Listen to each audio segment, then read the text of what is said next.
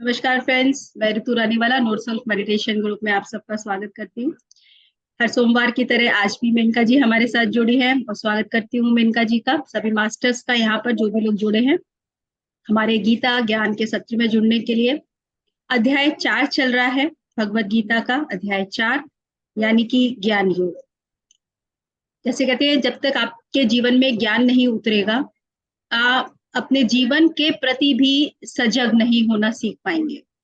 यहाँ पे श्री कृष्ण भी हमें यही सिखा रहे हैं। बेशक हमारे जीवन में कितने भी चैलेंजेस आए, कितने भी प्रॉब्लम्स आए, जो भी हम समझते हैं, लेकिन अगर हम सही ज्ञान से उनको फेस करना सीख जाएंगे तो वो प्रॉब्लम्स फिर प्रॉब्लम्स नहीं रह जाती हैं। और श्री कृष्ण हमें अपने जीवन में यही सिखाने की, अपने गीता ज्ञान में यही दे रहे हैं, क्योंकि अर्जुन भी मोह के कारण रुक गए थे, फंस गए थे। और हम भी कहीं ना कहीं अपने मोह के कारण ही अज्ञान में रह जाते हैं। अज्ञान ही है, तभी हम उस मोह से अपने जीवन में प्रॉब्लम्स को क्रिएट करते हैं। तो और ज्यादा नहीं बोलूंगी क्योंकि मैं ही बोलती रह जाऊंगी। तो ये प्लेटफॉर्म अब मेनका जी का है। आज मेनका जी हमें जो भी श्लोक सुनाएंगी, समझाएंगी। तो वेलकम मेनका जी, आपका स्वागत है। Thank you. Thank you. Thank you Ritu ji, आपका बहुत बहुत धन्यवाद। आप काफी अच्छा बोलने लग गए हैं गीता पे। बड़ा अच्छा लग रहा है आपको सुन के। सीख रहे हैं हम आपसे और अपने विशुद्धि चक्र को खिलाने की कोशिश कर रहे हैं। हाँ, वो तो हम सभी सर के साथ में रह के कर ही रहे हैं।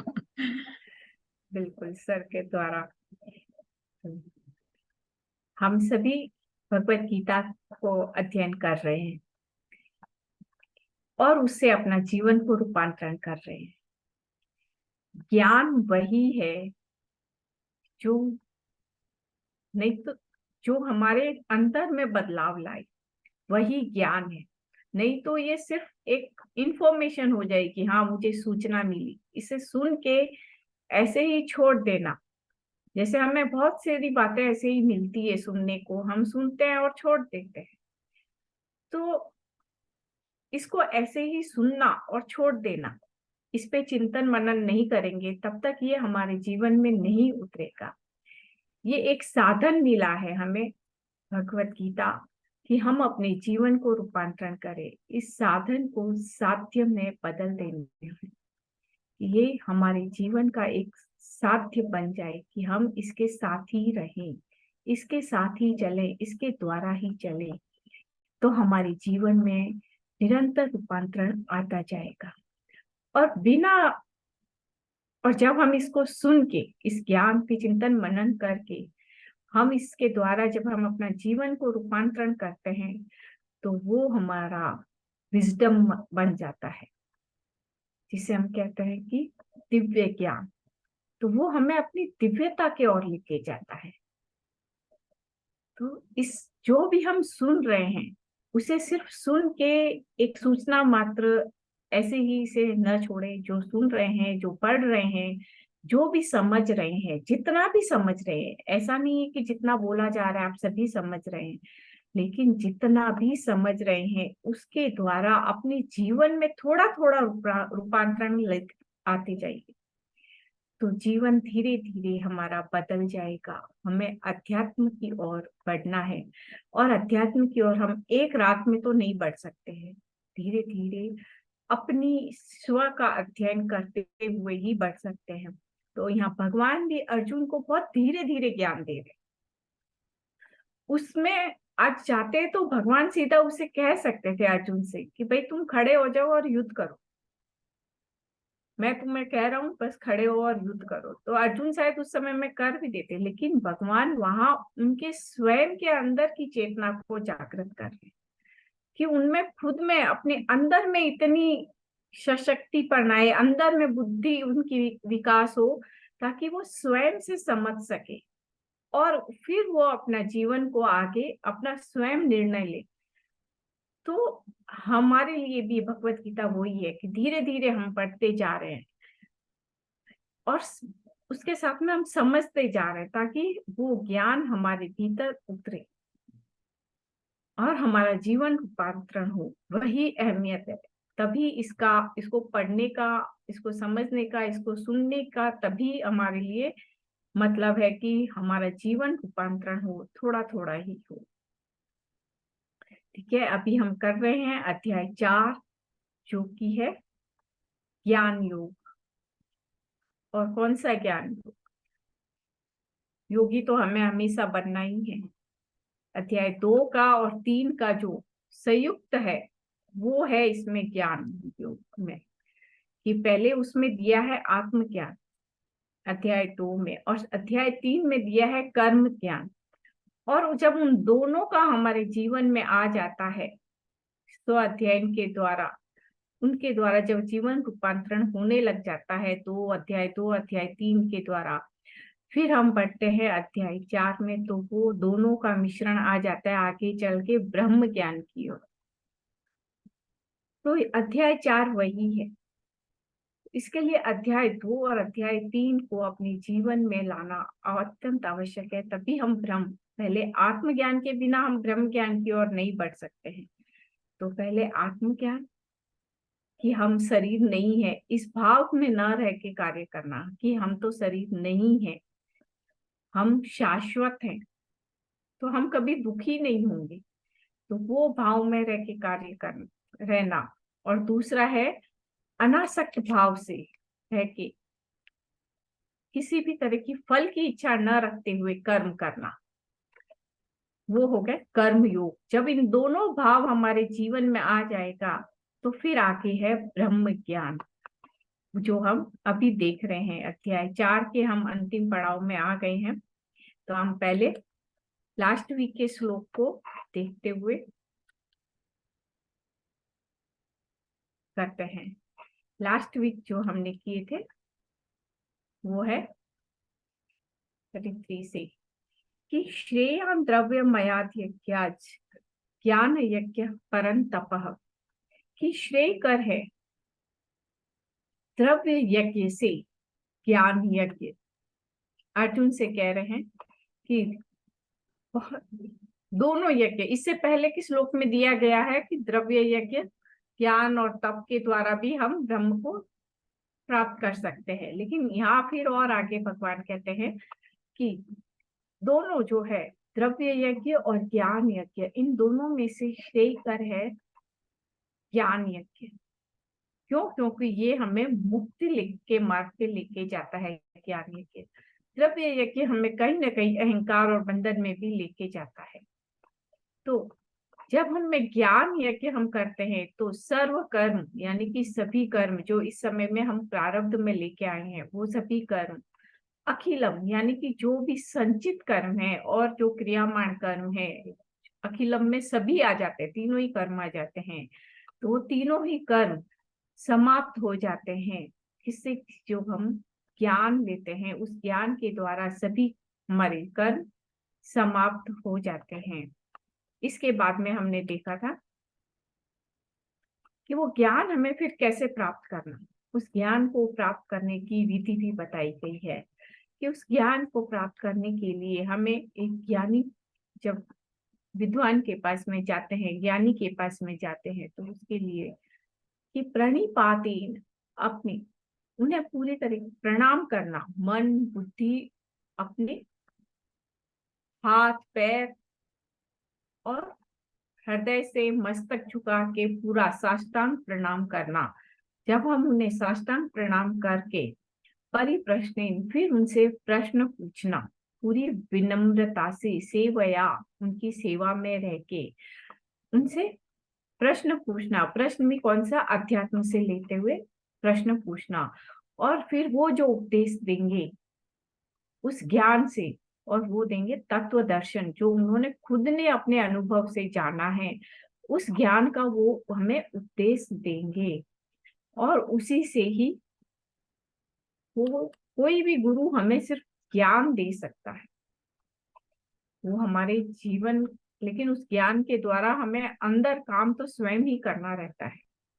तो गुरु हमें मार्ग बताते हैं, उस मार्ग पे चलना हमारा काम है। और उसमें आगे भगवान कहते हैं तो जो ज्ञान देंगे, उस ज्ञान को जानकर तुम कभी भी पुनः मोह में नहीं आओगे, कि जब हमारा मेंटल बॉडी और एस्ट्रल बॉडी उस ज्ञान के द्वारा पूरा बैलेंस हो जाता है, स्थिर हो जाता है, कल्चर हो जाता है जिसे कहते हैं, तो उसके बाद में तुम मोह में नहीं आओगे, क्योंकि तुम हायर में स्थित हो जाओगे स्वयं को तत्व से जान लेने के बाद में। तो और उसके बाद में ये न भूतान्य शेषेन द्रक्ष्यस्व आत्म, कि उन सभी भूत प्राणियों को तुम अपने स्व आत्म यानी स्वयं में देखोगे, और उसके बाद में मुझ में देखोगे कि जो कोई भी है वो बाहर है, वो सारा कुछ हमारे भीतर है, कि हम सब एक ही हैं। और फिर उन सब को तुम मुझ में देखोगे कि सब में क्या कौन सा तत्व है, सब में वही परम ब्रह्म तत्व है, वो जान लेना उस वही ज्ञान है। और उसके द्वारा हम मोह में नहीं आएंगे, और जब मोह में नहीं आएंगे तो हम कभी भी भटकेंगे ही नहीं।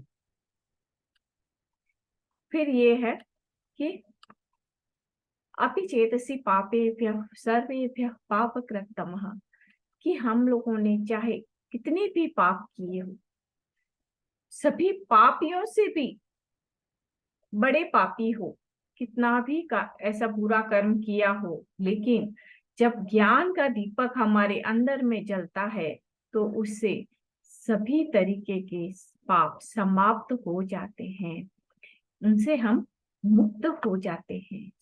तो ज्ञान हमें जरूरी है, और वो कौन सा ज्ञान? अपना स्वयं का ज्ञान। अब हम देखते हैं आज के श्लोक पे। यस, अगर कोई पढ़ना चाहता है तो इसे पढ़े।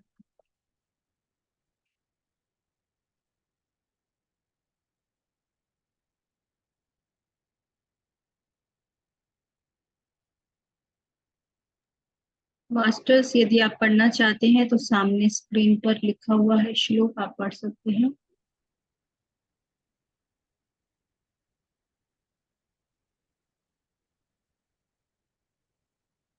मैं पढ़ने की कोशिश करती हूँ। हाँ, पढ़िए, नहीं तो यथेधांसि समिद्धोऽग्निर्भस्मसात् कुरुतेऽर्जुन ज्ञानाग्नि सर्वकर्माणि भस्मसात् कुरुते तथा। कि यथे धाम से समधिग्नो, कि जिस तरह से जो अग्नि में हम जो भी समधा डालते हैं, यानी कि समधा बोलते हैं लकड़ी को, अग्नि में जो हम लकड़ी डालते हैं उसे लकड़ी नहीं बोलते हैं, उसे हम समधा बोलते हैं।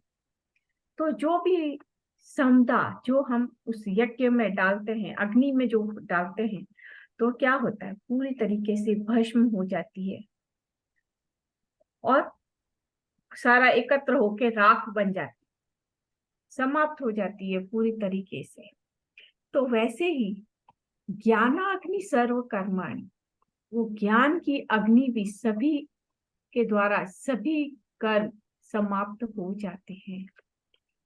तो जब अग्नि में कुछ भी नहीं बचता है, सब कुछ समाप्त हो जाता है, बिल्कुल अंश मात्र भी लकड़ी नहीं बचती है ना, इतनी प्रज्वलित अग्नि में डालते हैं तो सब जल के भस्म हो जाता है। उसी तरह ज्ञान में भी हमारे में जब ज्ञान आ जाता है, वो ज्ञान प्रज्वलित हो जाता है, तो हमारे सभी तरीके के पाप, कि कैसे भी पाप हो, वो सभी समाप्त हो जाते हैं। हम समता में स्थित हो जाते हैं, ना तो दुख होता है, ना कोई किसी तरह का मान अपमान। क्यों? क्योंकि वो ज्ञान आ गया कि हम कुछ कार्य कर ही नहीं रहे हैं। मान अपमान तो तभी होता है ना जब हमारे में अहम होता है, और उस ज्ञान के द्वारा हम हमारा अहम समाप्त हो जाता है, तो हम मेरे को कोई दुख ही नहीं होता है। अहम के कारण ही सब दुख होता है, मन के कारण ही सब हम विचलित होते हैं, हम भटकते हैं। लेकिन जब हम उस ज्ञान में के द्वारा हम हायर में स्थित हो जाते हैं, तो सभी तरीके के पाप कार्य कर्माणि सर्व कर्माणि, इसमें केवल ऐसा नहीं है कि सिर्फ पाप ही समाप्त होते हैं, इसमें हमारे पुण्य भी समाप्त हो जाते हैं। क्योंकि हमें तो अपना बैलेंस ही करना है, कुछ भी लेके नहीं जाना है, न पाप लेके जाना है, न पुण्य लेके जाना है। अगर पुण्य भी लेके जाते हैं तो फिर से हमें उस बंधन के कारण आना पड़ता है कि हम पुण्य लेके गए।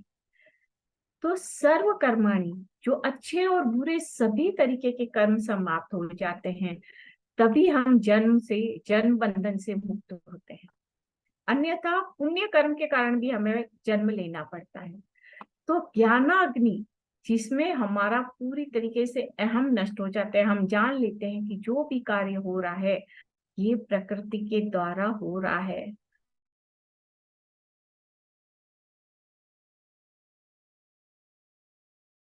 कार्य करता है, हमारे बॉडी में ब्लड सर्कुलेशन पूरा खुद ब खुद ही चल रहा है। मेरी आवाज आ रही है?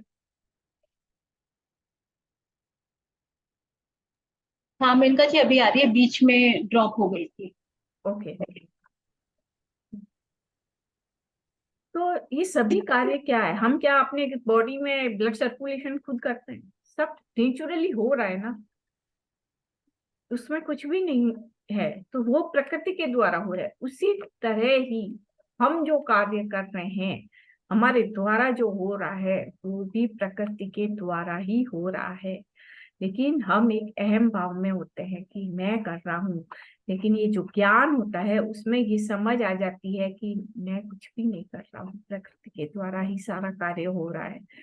तो जब अहम नष्ट हो जाता है तो किसी भी तरह का कोई भी प्रारब्ध संचित क्रियामान किसी भी तरह का कर्म हमारे में नहीं रहता है, पुण्य कर्म भी नहीं रहता है, हम बैलेंस में स्थित हो जाते हैं। तो हमें तो वही होना है। यस, नेक्स्ट श्लोक है।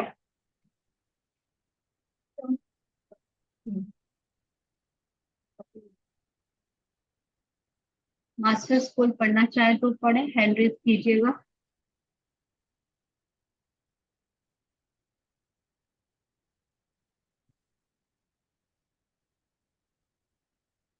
हाँ, कोशिश कोई कीजिएगा पढ़ने की। किसी का भी एग्जाम नहीं है, मार्क्स नहीं मिलेंगे। मैं भी टूटा फूटा ही पढ़ती हूँ, पढ़ लीजिए, मौका छोड़िए नहीं। देखिए एक यस सीमा जी। हैंड रेज हो गया। सीमा जी अपना वीडियो ऑन कर लीजिए। धन्यवाद। सुषमा जी नेक्स्ट श्लोक आप पढ़ लीजिएगा। Yes, thank you. नंबर बिल्कुल नहीं मिलेंगे आपको। नाहि ज्ञानेन सदृशं पवित्रमहे विद्यते तस्वतुसं योग सिद्धः कालेनात्मनि विदन्ति कालेन आत्मानि विदन्ति। थैंक यू सीमा जी, बहुत Thank सुंदर। नहीं ज्ञानेन सदृशम, कि नहीं है निश्चित रूप से ज्ञान के सदृशम, ज्ञान के समान, पवित्र मिह विद्यते, कि यहाँ ज्ञान के समान पवित्र और कुछ भी नहीं है। ज्ञान की इतनी अहमियत है कि ज्ञान के समान दूसरा कुछ भी पवित्र है ही नहीं। जो हमें पवित्र नहीं है, मतलब जो हमारे में पवित्रता ला दे। ऐसे तो बोलेंगे ना गंगा नदी पवित्र है, लेकिन इसकी भी एक स्टोरी बहुत अच्छी है कि बोलते गंगा नदी में जाके नहाते हैं तो पाप सभी समाप्त हो जाते हैं। तो उस समय में हमारा इंटेंशन क्या होता है गंगा नदी में नहाने का, वो सबसे अधिक महत्वपूर्ण है। बहुत से लोग एंजॉय की तरह नहा के जाते हैं। तो एक बार ना शिव जी और पार्वती जी ने ऐसे वहां से निकल रहे थे और बहुत से लोग गंगा में नहा रहे थे। तो पार्वती जी शिव जी से पूछती है कि ये इतने लोग गंगा जी में नहा रहे हैं, तो इनके तो सभी पाप से मुक्त हो जाएंगे, तो फिर कैसे कार्य होगा धरती पर, तो सभी तो पुण्य आत्मा ही रहेगी। तो शिव जी बोले अच्छा तुमको ऐसा लगता है, तो ठीक है हम चल के एक परीक्षा ले लेते हैं। तो शिव जी दोनों एकदम नॉर्मल वेश में आ गए और आके नदी के किनारे में शिव जी जैसे एकदम एक रोगी की तरह ऐसे लेट लेट गए थे, और माँ पार्वती उनके पास में और जोर जोर से चिल्लाने लगी, अरे अरे देखो देखो क्या हो गया क्या हो गया। तो उन्होंने जो बोले लेकिन हाथ वही लगाना जिसने कभी पाप नहीं किया हो। तो सभी लोग पीछे हट गए। उसमें से कोई एक व्यक्ति आया दौड़ता हुआ, और वो आके तुरंत गया, गंगा जी में डुबकी लगाया और आके बोला, मैं तो पाप मुक्त हूँ, तो मैं अब हाथ लगा सकता हूँ।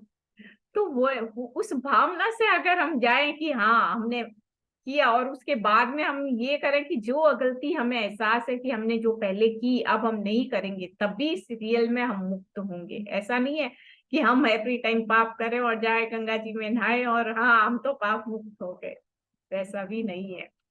लेकिन यहाँ पे आ रहा है कि पवित्र जो है कि वो ज्ञान ज्ञान के समान कुछ भी ऐसा पवित्र नहीं है। वो गंगा जी में पवित्र है, उसमें नहाने का, उसमें स्नान का महत्व भी हमें ज्ञान के द्वारा आता है, वो भी हमें ज्ञान होना चाहिए।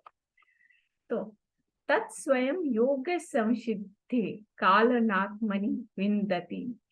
तो जो स्वयं अपनी योग संसिद्धि, स्वयं के प्रयास से स्वयं में स्थित हो गया है, तो उसके लिए काले नात्मनि विन्दति।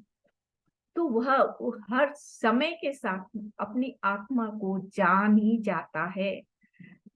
लेकिन जरूरी क्या है? योग संसिद्धि, योग में स्वयं को स्थित कर लेना, तभी हम उसे निरंतर स्वयं को संसिद्धि यानी कि निरंतर स्थित रहना। ऐसा नहीं है एक दिन किया फिर 2 दिन छुट्टी, ऐसा नहीं। निरंतर प्रयास करते रहना, तभी वो योग में संसिद्धि पा सकता है। और तब वो काले मतलब भगवान या कोई निश्चित समय नहीं बता रहे, वो कह रहे हैं कि किसी भी समय में उसे अपना ज्ञान प्राप्त हो सकता है।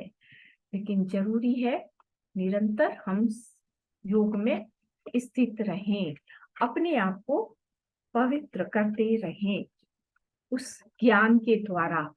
निरंतरता अति आवश्यक है।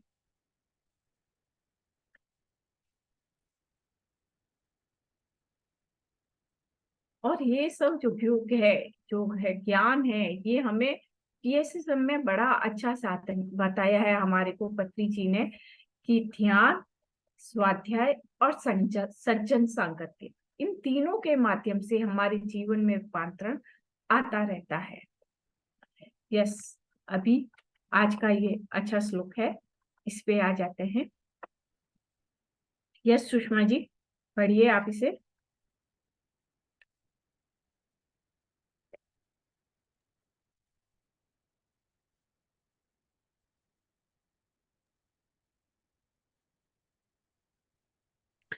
श्रद्धावा लभते ज्ञानं तत्पर संयतेन्द्रिय ज्ञानं लब्ध्वा परां शान्तिं चिरेणाधिगच्छति। Very nice Sushma ji, thank you. कि श्रद्धावान लभते ज्ञानम, जो श्रद्धावान है। और श्रद्धावान, श्रद्धा कैसे आती है? श्रद्धा तब होती है जब हमारे में कोई संशय नहीं होता है। जब तक संशय होगा वहां श्रद्धा नहीं होगी। इसलिए अपने आप को संशय से मुक्त, संशय हो गया कि कहीं पे भी हम सोचते हैं अरे मैं ये कर रहा हूँ, ये अच्छा है बुरा है, ये सही है ये गलत है, हम जब तक ऐसा सोचेंगे तब तक हमारे में वो श्रद्धा नहीं आएगी, पूर्ण विश्वास नहीं आएगा। और जब तक पूर्ण विश्वास नहीं आएगा तब तक हमें ज्ञान प्राप्त नहीं होगा। क्यों? क्योंकि हमारी इंद्रियां इधर उधर भटकती रहेगी संशय में। तो जब तक इंद्रियां शांत नहीं होगी, जब श्रद्धा होगी तभी इंद्रियां भी शांत होगी, स्थिर होगी। तो श्रद्धा बहुत जरूरी है, अपने आप को संशय से रहित होना। तो जो श्रद्धा युक्त है उन्हीं की ज्ञान के द्वारा वो अपने मन और इंद्रियों को स्थित कर लेते हैं। और ज्ञान के द्वारा और पराम शांति यानी कि पराम यानी कि दिव्य शांति को, श्रेष्ठता को वो प्राप्त करते हैं। अच्छी रही ना? कभी भी वो इधर उधर भटकते नहीं है, उस शांति के आचरण पे वे स्थित हो जाते हैं। तो श्रद्धा बहुत जरूरी है। बिना श्रद्धा के, इसमें इसमें पहले के श्लोक में भी आया है, इसमें हमने देखा था 34 नंबर में कि प्रणिपातेन सेवया, कि जब तक हम पूरी तरीके से अपने मन और बुद्धि से किसी गुरु के आगे हम स्थिर नहीं होंगे, अपने उनके आगे हमारा मन बुद्धि चलता रहता है, हम उनके आगे बैठ तो गए ज्ञान लेने के लिए, लेकिन हमारे मन में अगर संशय है, कोई किसी भी तरह का हमारा संशय रहेगा, तो हमारी इंद्रियां इधर उधर भटकती रहेगी, हम स्थिर नहीं होंगे। तो कहा गया कि प्रणिपातेन, पूरी तरीके से स्थिर होके बैठना, अपने मन बुद्धि से भी स्थिर, कर्म इंद्रियों के साथ में मन बुद्धि से भी स्थिर, तभी वो उस ज्ञान को हम प्राप्त कर सकते हैं, तभी हमको शांति मिलेगी। और शांति भी कैसी? परम शांति, परम शांति जो श्रेष्ठ स्तर है, वही शांति उस ज्ञान के द्वारा हमें मिलेगी। तो यहाँ पे भी कितनी, जैसे वो बताया है कि श्रेष्ठ है, क्या श्रेष्ठ है? संशय रहित होना, श्रद्धा से युक्त होना। तो जब इसके लिए इंद्रियों को स्थिर कर लेना, हम जिसके भी पास बैठे, जिससे भी सुने पूरी तरीके से कि हाँ मुझे आज यहाँ ज्ञान मिलने वाला है, या मुझे यहाँ कुछ सीखने को मिलने वाला है, या हम कुछ पढ़ रहे हैं तो ये है कि हाँ मुझे इसमें कुछ अच्छा पढ़ रही हूँ, मेरी इसके द्वारा ये मुझे इससे लाभ होगा, ऐसा सोच के अगर हम समझ के पढ़े, पूरी तरीके से निश्चित होके पढ़े, तो हमारे निश्चित रूप से हमें उसमें प्राप्त होगा, ज्ञान प्राप्त होगा। नहीं तो अगर हम संशय में रह के उसे पढ़ेंगे तो हमें कभी भी ज्ञान नहीं मिलेगा, और ज्ञान नहीं मिलेगा तो हमारे में और अधिक मात्रा में शांति नहीं आएगी। तो ये शांति जो आती है ज्ञान के द्वारा, मतलब उस तत्परता से आ जाती है, बिना कोई विलंब के आ जाती है, मन नहीं भटकता है हमारा।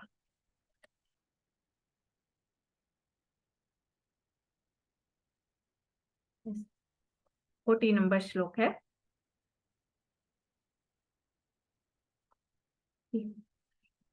अज्ञाश्चाश्रद्धधानश्च संशयात्मा विनश्यति, नायं लोकोस्ति न परो न सुखम संशयात्मनः।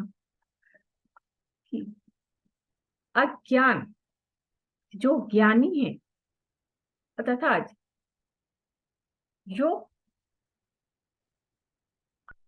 अज्ञान, जो अज्ञानता के कारण, अश्रद्ध जो संशय से रहित है, धानश्च संशय युक्त है, और श्रद्धा रहित है, जिसमें अज्ञानता के कारण ही हमारे में श्रद्धा नहीं होती है, हम इधर उधर भटकते रहते हैं। तो ये है कि जो अज्ञाश्च, जो अज्ञानी है, श्रद्धा, जिसमें श्रद्धा भाव नहीं है, और जो जिसमें संशय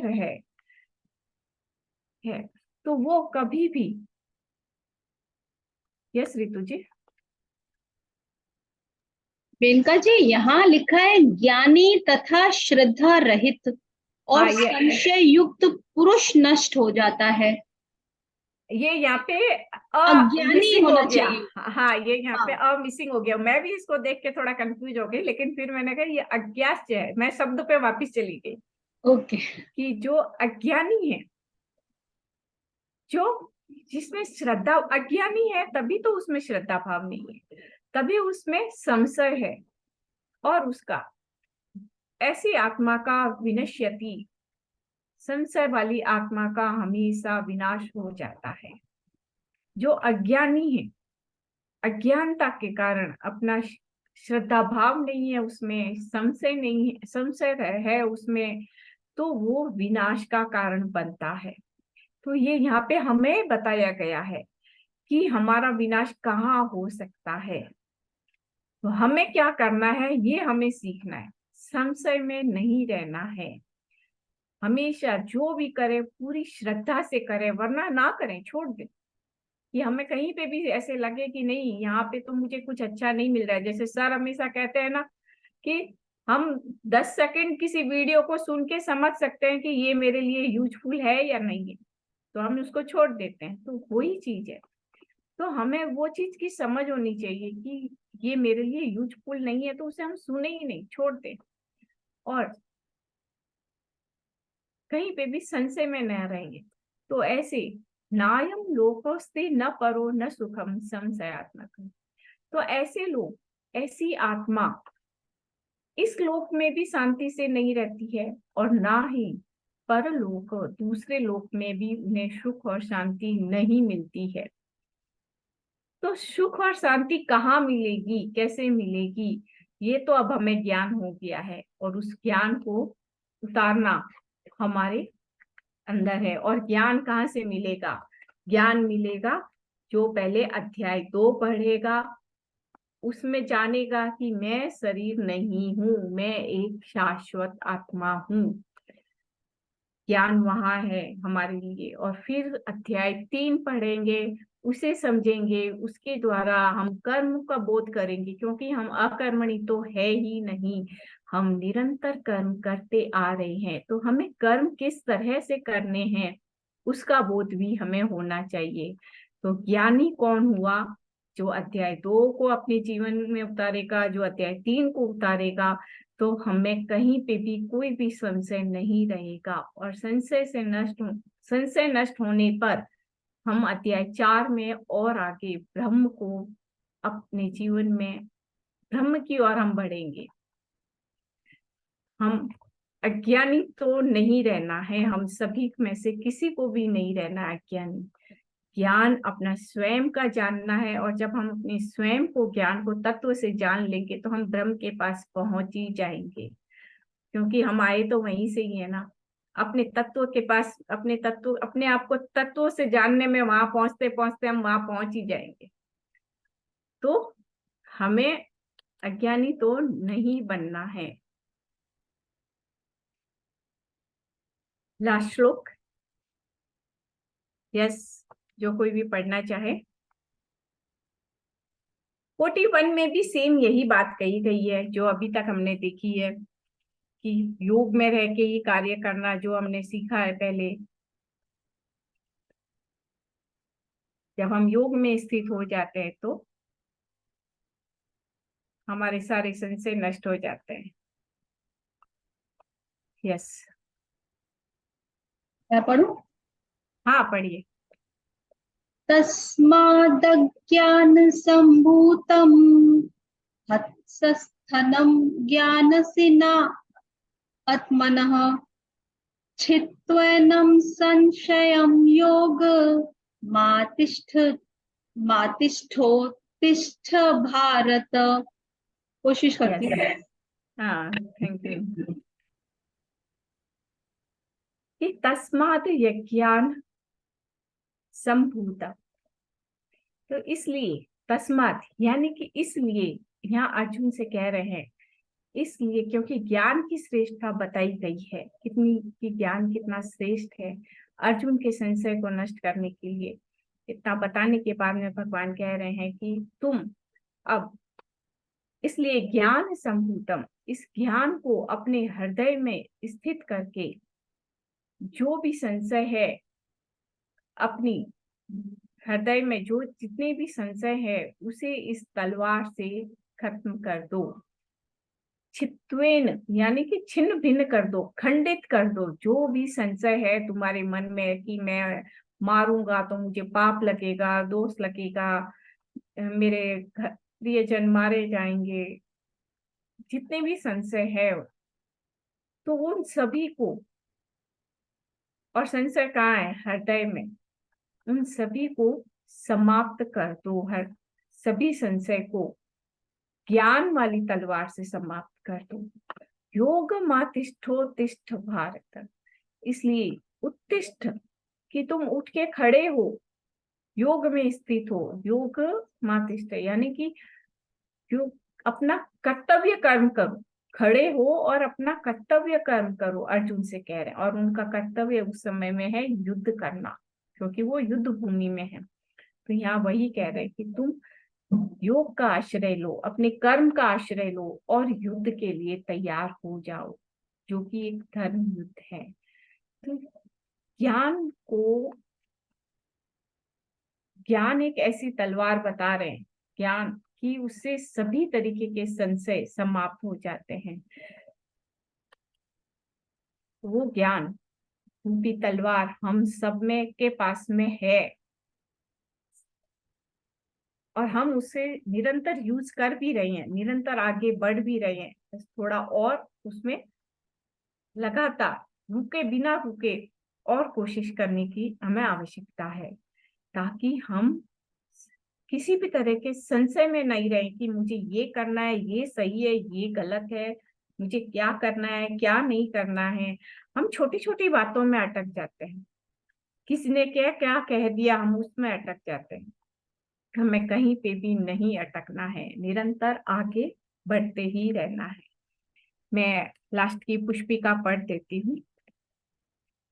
ओम तत्सत इति श्रीमद्भगवद्गीतासु उपनिषत्सु ब्रह्म विद्यायां योग शास्त्रे श्री कृष्णार्जुन संवादे ज्ञान विभाग योगो नाम चतुर्थोऽध्यायः इति ज्ञान विभाग योगः। तो हमारा यहाँ पे चतुर्थ अध्याय समाप्त होता है। और किसी को भी कोई सवाल करना है, कुछ जानना है, कर सकते हैं, कुछ शेयरिंग कर सकते हैं। फ्रेंड्स, आज हमारा अध्याय 4 यहाँ पर समाप्त हुआ है। तो अध्याय 4, 3, 2 उनसे रिलेटेड यदि आप यहाँ पर कोई प्रश्न हो, आप कोई भी टर्म को समझना चाहते हैं, मेनका जी यहाँ जिस तरीके से हमें समझा रही है, उनसे आपका कोई भी प्रश्न आता हो तो आप जरूर से पूछिएगा। यहीं पर अपने मन के जो भी क्लैरिटी है, जो शंका है, उसको समाधान यहीं कर लीजिएगा, क्योंकि आज हमने यही समझा कि हम शंका में रहेंगे तो आगे नहीं बढ़ सकते, कॉन्फ्लिक्ट में रहेंगे अगर तो हम आगे नहीं बढ़ सकते हैं। तो कोई भी तरीके की शंका हो तो जरूर आप यहाँ इसको क्लियर करें। बहुत अच्छा था आज का जो आपने श्लोक हमें आज कराए हैं, और मैं तो इनफेक्ट आपकी स्लाइड से नोट डाउन भी कर लेती हूँ, कैसे संशय से इंद्रियां भटकती रहती हैं, ज्ञान से ही परम शांति मिलती है। बिल्कुल, ज्ञान ही है जो हमें शांति तक ले जा सकती है, जिसे हम कहते हैं कि पीस ऑफ माइंड, हैप्पीनेस। तो सिर्फ आपको नॉलेज नहीं, इनफैक्ट विजडम, और विजडम भी after implementation of the knowledge या इंफॉर्मेशन जो हमारे आसपास है, जब तक हम उनको विजडम में अपने आप को ट्रांसफॉर्म करने के लिए हमें उसको भी विजडम में ट्रांसफॉर्म करना पड़ेगा बाई इम्प्लीमेंटिंग। बिल्कुल बिल्कुल एकदम। हम जो कुछ भी सीख रहे हैं उसे सिर्फ इंफॉर्मेशन की तरह ना लें और ना ही छोड़ें, उसे अपने अंदर उतारें, उस पे चिंतन मनन करें कि इसमें क्या सही है, इसमें मैं कैसे कार्य कर सकती हूँ, इसमें मैं कैसे आगे बढ़ सकती हूँ। इस तरीके से अपना खुद का स्व अध्याय करते हुए आगे बढ़े फ्रेंड्स, सभी लोग।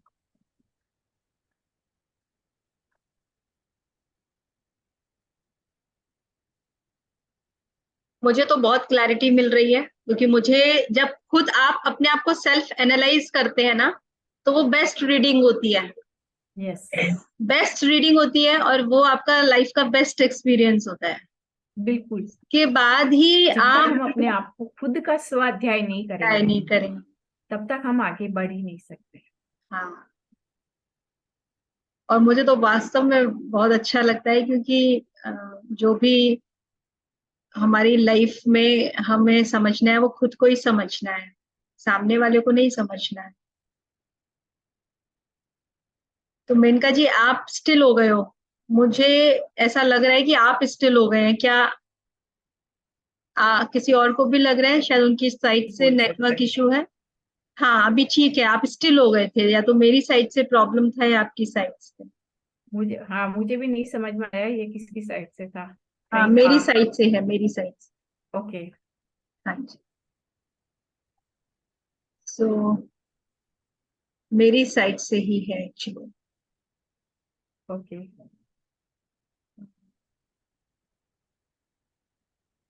तो किसी का भी हैंड रेज नहीं है मेनका जी, तो हम मेडिटेशन करें। ओके फ्रेंड्स, अगर किसी का कोई सवाल नहीं है, कोई शेयरिंग नहीं है, तो फिर हम आगे ध्यान में चलेंगे। रितु जी का थोड़ा आज नेटवर्क डिस्टर्ब है, तो सभी लोग ध्यान में बैठ जाएं।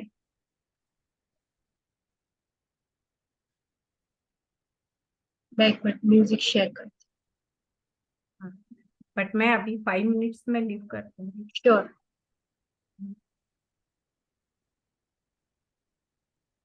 ध्यान एक माध्यम है अपनी स्वयं का जानने का। हमें ध्यान अपनी स्वयं को जानने के उद्देश्य से ही करनी चाहिए कि हम स्वयं में कौन हैं। खुद को ही देखते रहना है, ध्यान को अपनी सांसों को देखते रहना है, अपनी जो भी नेचुरल सांस चल रही है उसे देखते रहना है। उसके अलावा स्वयं को देखते रहना है। स्वयं को जब हम देखते रहेंगे तो वो होगा हमारे में कि हमारी सांसें जो चल रही है उसके साथ में हम स्वयं को अपने जब हाथ और पैर नहीं महसूस होते हैं तब हम क्या है उस पे अधिक फोकस करना है। तो सभी लोग बैठ जाए ध्यान में, अपने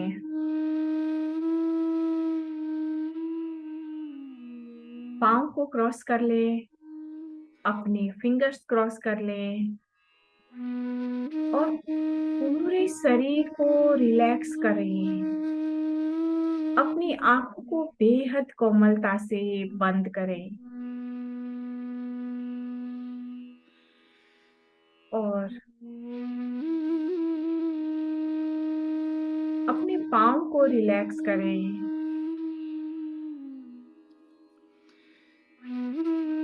अपने नी जॉइंट को, थाई को रिलैक्स करें।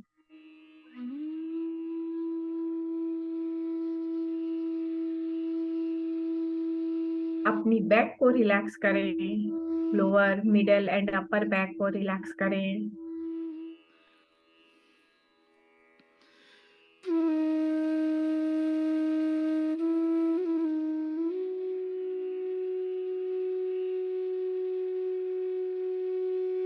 अपना पूरा ध्यान अपनी आती और जाती सांसों पे रखें।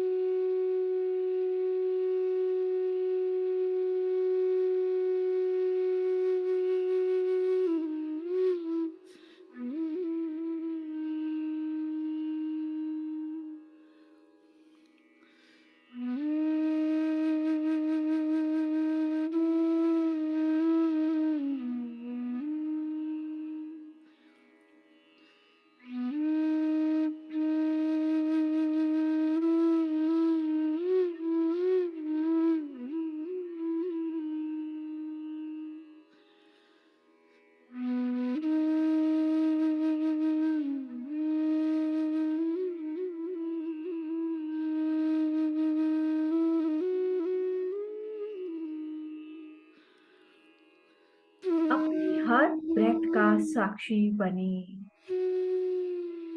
स्वयं को देखते रहें।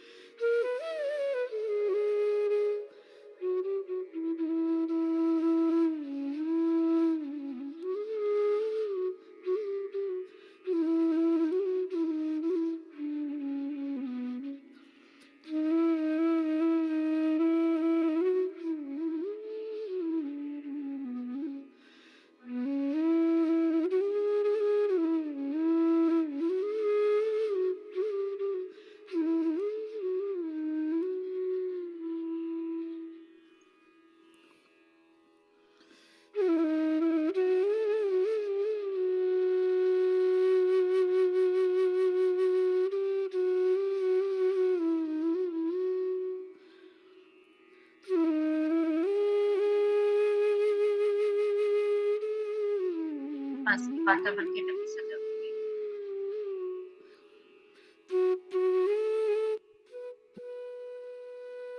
10, 9, 8, 7, 6, 5, 4, 3, 2, 1। समय देते हुए वापस आएंगे। दोनों हाथों को खोलकर दोनों आंखों पर रखेंगे। 5, 4, 3, 2, 1।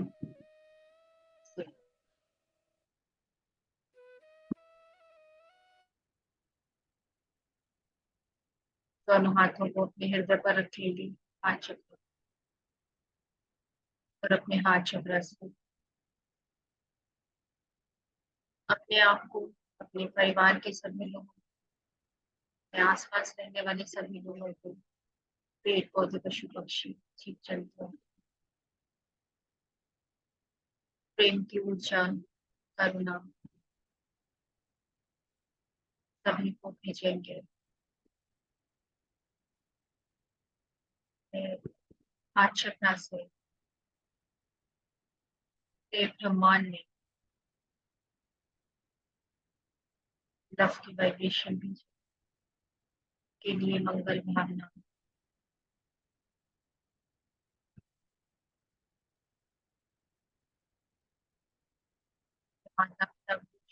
धन्यवाद। आज के ध्यान के लिए अपने आप को धन्यवाद कहेंगे। मनुष्य पितामह पति